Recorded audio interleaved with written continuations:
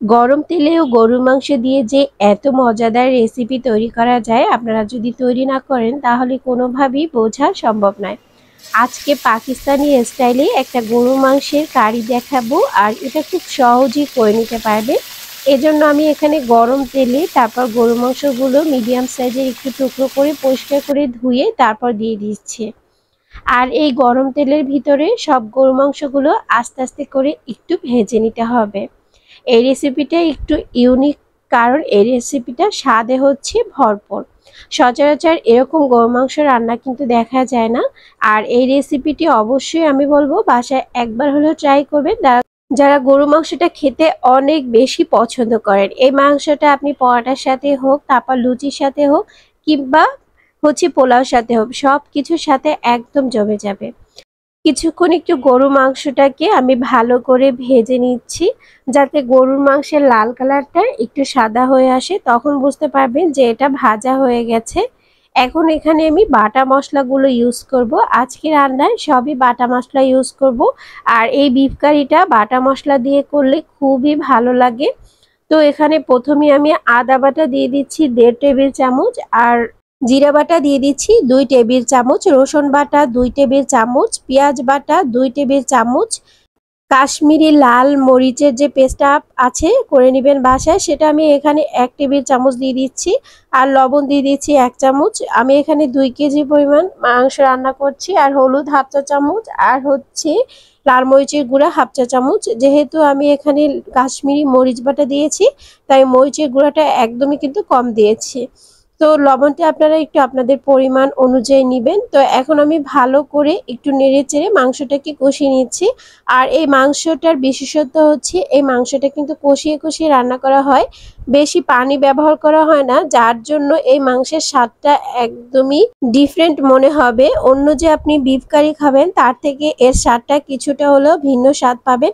তো এই জন্য বলছি রেসিপিটি একবার হলেও বাসায় ট্রাই করে দেখবেন। এখন এই মাংসটাকে আমি ভালো করে কষিয়ে নিব। আর কষাতে কষাতে যখন দেখবেন এটা কালারটা খুব সুন্দর চলে এসেছে, একটু লাল কালার চলে এসছে, তখন এখানে 1 কাপের মতো গরম পানি ইউজ করা যেতে পারে।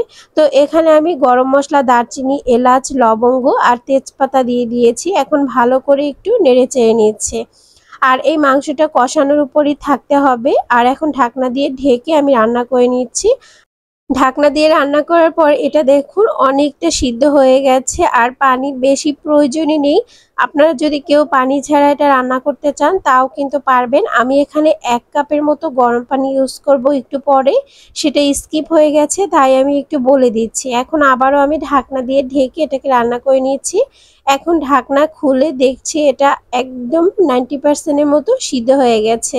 আর মাংসের কালারটা দেখবেন আস্তে আস্তে একদম চেঞ্জ হয়ে যাবে। এই বাটা মশলায় মাংস রান্নাটা এতটা মজা হয়। আর এটাকে আমি পেঁয়াজ বেরেস্তা দিয়ে দিব, আর বেরেস্তাটা আমি করে একসাথে করে দিয়ে দিব। আপনারা কিন্তু বেরেস্তাটা আগেও করে রাখতে পারেন। আমি একদম করে সেই তেল সহ এখানে দিয়ে দিচ্ছি বেরেস্তাটা। আর বেরেস্তা দেওয়ার কারণে এর কালার আর স্বাদটা একদমই ডিফারেন্ট হবে, খেতে কিন্তু দারুণ লাগবে। তো এখন আমি ভালো করে নেড়েচেড়ে নিচ্ছি। আর ওই যে বললাম 1 কাপ গরম পানি আমি ইউজ করেছি, আপনারা অবশ্যই ইউজ করবেন। যদি আপনারা একটু মানে মাখা মাখা খেতে চান তাহলে এটা ইউজ করতে পারেন। আর যারা এটা পোলাওর সাথে সার্ভ করতে চান বা পরোটার সাথে খেতে চান, সেক্ষেত্রে কিন্তু আপনার পানিটা না দিলেও হবে। এখন তেলে নেওয়া 1 চামচ জিরার গুঁড়ো দিয়ে দিচ্ছি আমি, আর 1 চামচ গরম মশলার গুঁড়ো দিয়ে দিচ্ছি আমি। এটা আপনার মাংসের স্বাদটাকে আরো বেশি স্ট্রং করবে। আর এই রেসিপিতে যদি আপনি বাসায় গরু মাংস রান্না করেন, বিয়ে বাড়ির যে একটা গরু মাংস খান সেটার স্বাদ আপনি একদম পেয়ে যাবেন। তাই বলবো আমি এই রেসিপিটি অবশ্যই অবশ্যই বাসায় ট্রাই করবেন। আর রেসিপিটি ভালো লাগলে লাইক, শেয়ার, কমেন্ট করবেন। চ্যানেলটি সাবস্ক্রাইব করবেন যারা ইউটিউব থেকে দেখছেন। ফেসবুক ফলো দিয়ে রাখতে পারেন। তো এখন আমি এখানে কিছু কাঁচামরিচ দিয়ে দিব সুন্দর একটা ফ্লেভার নিয়ে আসার জন্য। আপনারা যারা কাঁচামরিচ পছন্দ করেন না তারা কিন্তু স্কিপ করতে পারেন, কোনো সমস্যা নেই। কাঁচামরিচটা এ পর্যায়ে দিলে সুন্দর একটা ফ্লেভার নিয়ে আসবে, আর দেখতেও খুবই ভালো লাগবে। তো এই যে আমার মাংস রান্না একদম কমপ্লিট হয়ে গেছে। তো যদি রেসিপিটি ভালো লাগে একটু শেয়ার করে দিবেন, অন্যকে দেখার সুযোগ করে দিবেন। তো আজকের ভিডিও এই পর্যন্তই। নেক্সট ভিডিও দেখার আমন্ত্রণ জানিয়ে আজকে এখানেই বিদায় নিচ্ছি। সে পর্যন্ত সবাই ভালো থাকবেন, সুস্থ থাকবেন। আল্লাহ হাফেজ।